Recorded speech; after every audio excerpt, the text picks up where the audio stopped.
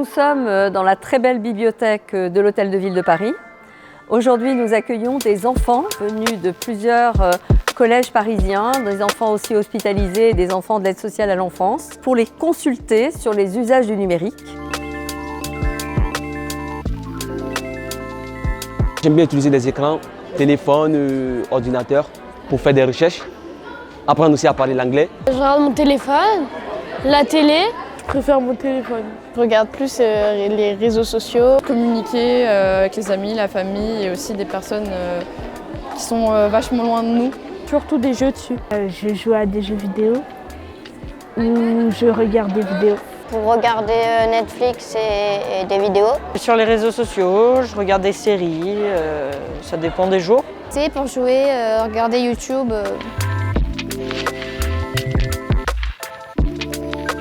Je pense à Internet, le téléphone, la tablette, l'ordinateur. Téléphone, ouais, quand je pense à téléphone directement.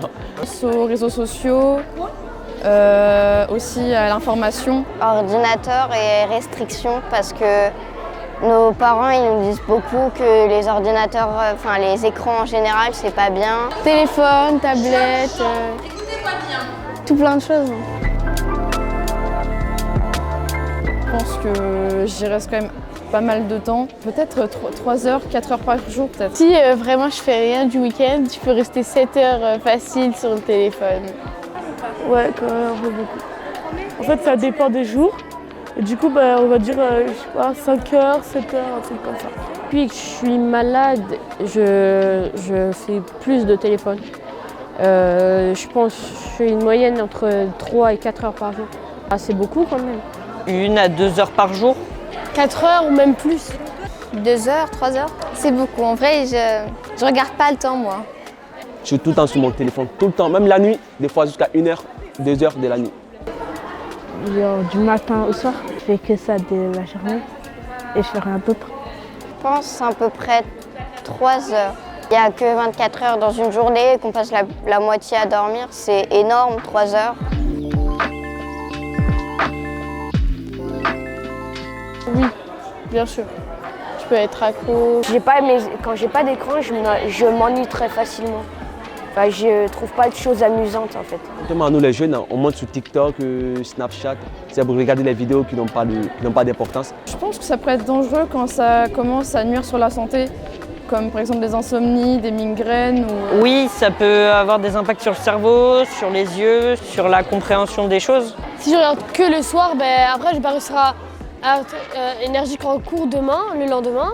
Et aussi, je vais pas réussir à dormir. On peut par exemple tomber sur des choses qui ne sont pas forcément dans notre âge, qui vont toucher notre sensibilité. Des arnaques, du cyberharcèlement et du hack. Parler avec des inconnus, y a des gens qui peuvent te hacker. Non, je pense que ça fait perdre le temps.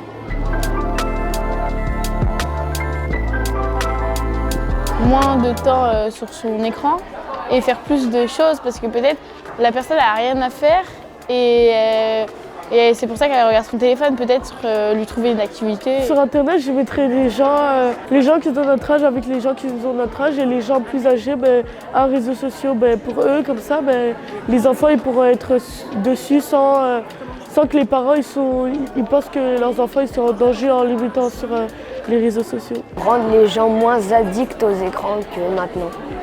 Parce qu'ils sont quand même pas mal accros et ça peut causer des problèmes.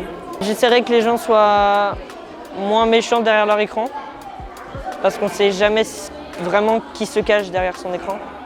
Quand par exemple j'ai un ordinateur devant moi, à partir de 30 minutes après il s'éteint.